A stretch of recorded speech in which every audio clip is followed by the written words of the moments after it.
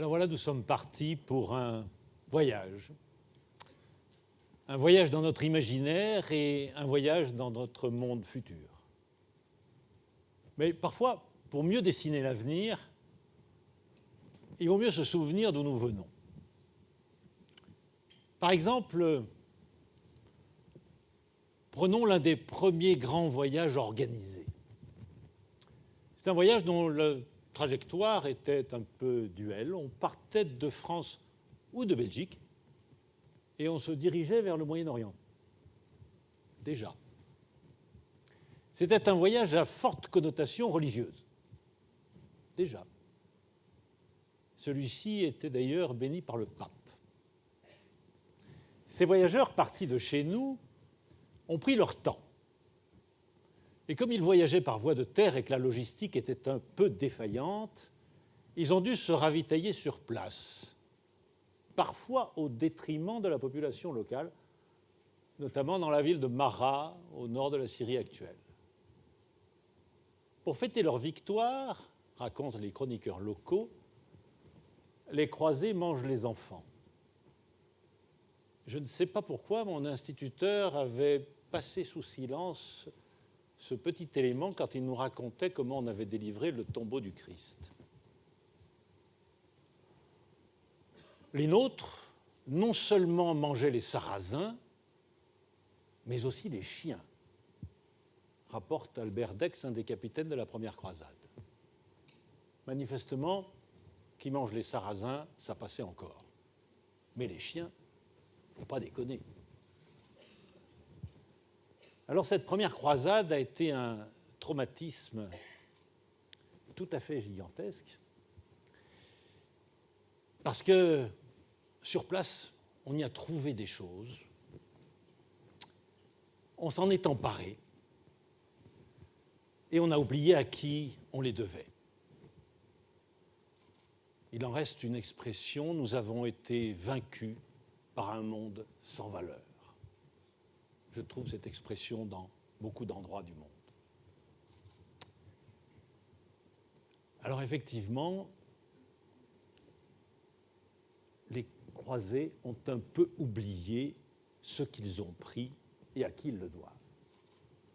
Par exemple, imaginons un rassemblement d'esprits brillants, férus d'informatique et de technologies nouvelles, dans un château Renaissance. Alors on se salue, on se félicite, on se remercie, on se congratule, on constate que tous les hommes ont égaré leur rasoir il y a 4 jours, mais pas un mot, pour celui qui a rendu cela possible. Cela, c'est-à-dire l'informatique, mais aussi le château,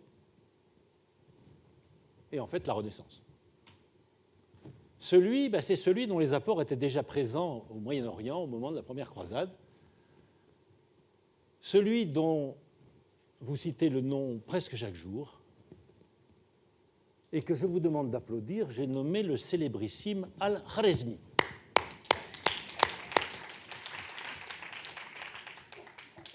J'en vois qui n'ont pas l'air de bien remettre. Peut-être qu'ils ne connaissent que le nom francisé de ce monsieur. Algorithme. Celui qui a ramené d'Inde, 2 siècles plus tôt, le zéro et la numération de position. Zéro et numération de position sans lesquelles il n'y aurait rien de la science moderne. Pas même de smartphone. Je tiens à rappeler aux plus jeunes d'entre nous que les archéologues ont trouvé trace de plusieurs sociétés dépourvues de smartphones, dans lesquelles les hommes se parlaient directement de bouche à oreille et étaient alors obligés de se ménager les uns les autres. Mais il est vrai qu'aujourd'hui, on ne ménage plus les hommes, on les manage. Je crois que la différence est importante. Alors oui, avoir été vaincu par un monde sans valeur est un traumatisme gigantesque qui hante le monde arabo-musulman depuis et jusqu'à aujourd'hui. Et les indices sont très forts. nous sommes toujours les croisés pour Abu Bakr el-Baghdadi, le calife autoproclamé de l'organisation Daesh. Et depuis, l'histoire ne cesse d'aggraver la situation. La conquête de l'Algérie et ses innombrables massacres, le décret Crémieux de 1870 qui institue une opposition toute nouvelle entre juifs et musulmans, les guerres du Golfe, nous allons ramener l'Irak au Moyen-Âge, disait George Bush, père. Tout ceci est inconscient, bien sûr. Mais le monde contemporain ne cesse d'ouvrir les vannes de la violence en augmentant les frustrations et en supprimant les freins. Imaginez. Imaginez un monde qui ait comme seul horizon la consommation. Travailler plus pour gagner plus et qui en même temps détruit des emplois. Imaginez un monde où on pourrait entendre « Je sors d'une école d'ingénieur, mais je m'appelle Mohamed et j'habite dans le 93, je ne trouverai jamais d'emploi. » Imaginez un monde où les puissants nous demandent de ne pas réfléchir.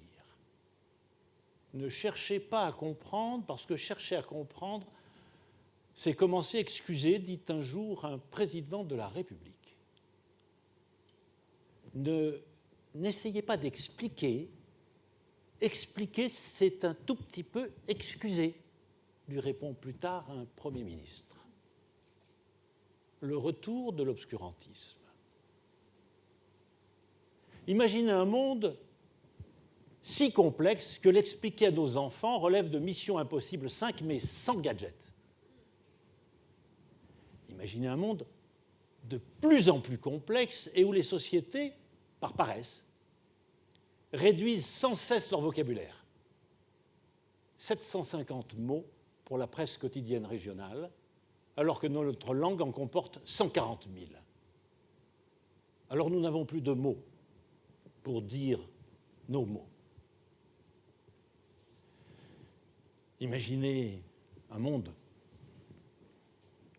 où il n'y aurait plus rien de sacré, à part le smartphone. Alors tout est relatif. À qui se fier? Alors dans ce contexte, évidemment, les porteurs de solutions simplistes font fortune. Pour les uns, une simple solution politique toute faite suffit. Un parti populiste qui fait d'un principe un programme, plus l'ignorance est grande, plus les avis sont tranchés. Pour d'autres, à la recherche de l'ordre, c'est la police ou l'armée. Jamais les candidatures n'ont été aussi nombreuses. Pour d'autres, c'est tout à la fois. Obéissance aveugle sans poser de questions. Revanche historique contre les croisés. Violence sacralisée et absolution des fautes. Et en plus, 70 vierges en prime si vous allez jusqu'au bout du programme. Le package complet pour les enfants perdus de la démocratie sans but. C'est si tentant. Pour tous, il n'est pas nécessaire d'être d'origine musulmane, homme ou ignorant, même si ça aide. Le djihad comme réponse globale. Alors face à cette situation, il faut bien sûr rêver, oser, changer. Il faut rêver le recul du cynisme. Il faut oser la naïveté et il faut changer nos habitudes pour redonner du sens à notre monde. Alors deux pratiques simples que chacun peut mettre en œuvre dans son entourage et qui reprennent le fil conducteur de notre rencontre. Rêver, oser, changer. D'abord, allons voir l'école ou le collège de notre secteur, celui peut-être où nos enfants sont scolarisés. Suggérons une pratique simple aux enseignants, le mot du jour. Chaque jour est annoncé à l'entrée de l'établissement scolaire un mot par niveau scolaire. Alors les enfants sauront que ce jour-là, tous les enseignants vont utiliser ce mot.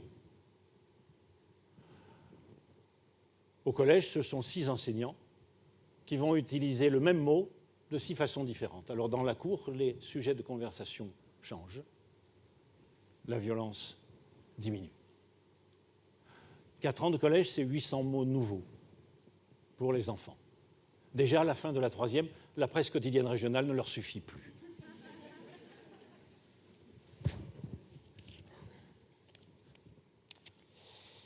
Quand les enseignants oublient de mettre un mot nouveau, les enfants sont déçus.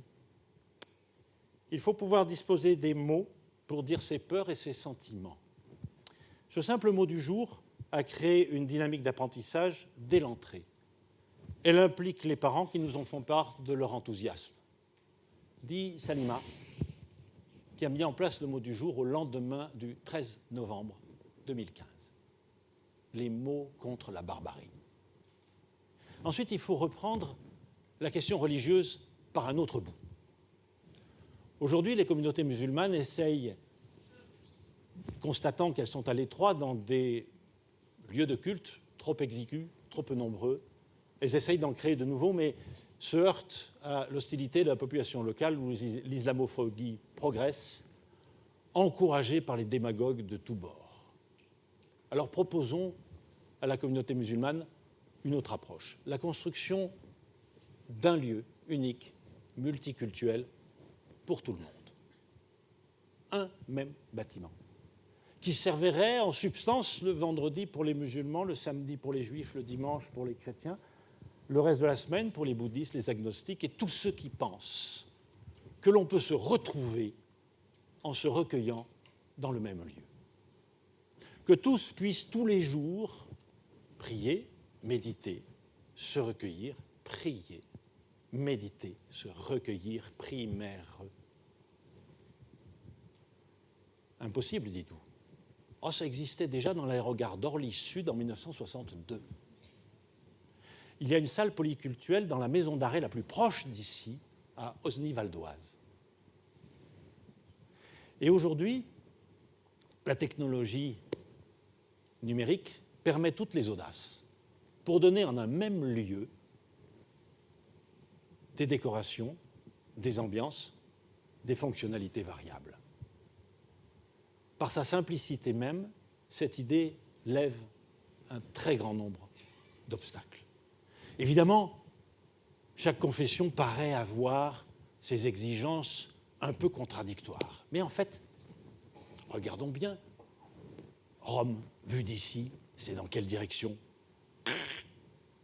Là. Ah oui, et Jérusalem ? Là. Et la Mecque ? Là. Amusant, non ? Alors aujourd'hui, il faut protéger les mosquées contre les actes islamophobes. Il faut protéger les synagogues contre les actes antisémites. Il faut protéger les églises contre les actes terroristes. Petit glissement de vocabulaire au passage. Ce nouveau lieu, il n'y a pas besoin de le protéger. Il se protège tout seul. Et il retrouve la fonction première d'un lieu de méditation, relier les hommes. Il va falloir trouver un architecte intelligent qui a envie de faire figurer sur sa carte de visite concepteur du premier site multiculturel qui a mis fin aux guerres de religion au début du 3e millénaire. Ça m'étonnerait qu'il n'y ait pas de volontaires dans la salle. D'ailleurs, en regardant bien, je vois qu'il y en a qui sortent des calepins. Financer une mosquée, c'est très compliqué aujourd'hui. Pour financer un lieu pareil, il n'y a rien de plus simple. On ouvre un compte de financement participatif sur le net et les 4 millions de participants à la marche du 11 janvier 2015 apporteront le rebol avec un immense plaisir. J'ai participé au financement du premier site multiculturel de France. Alors oui, évidemment, la naïveté contre le cynisme, l'utopie contre la barbarie, l'utopie ou la mort, disait déjà René Dumont. 2 pratiques simples que chacun peut mettre en route chez soi, lundi matin,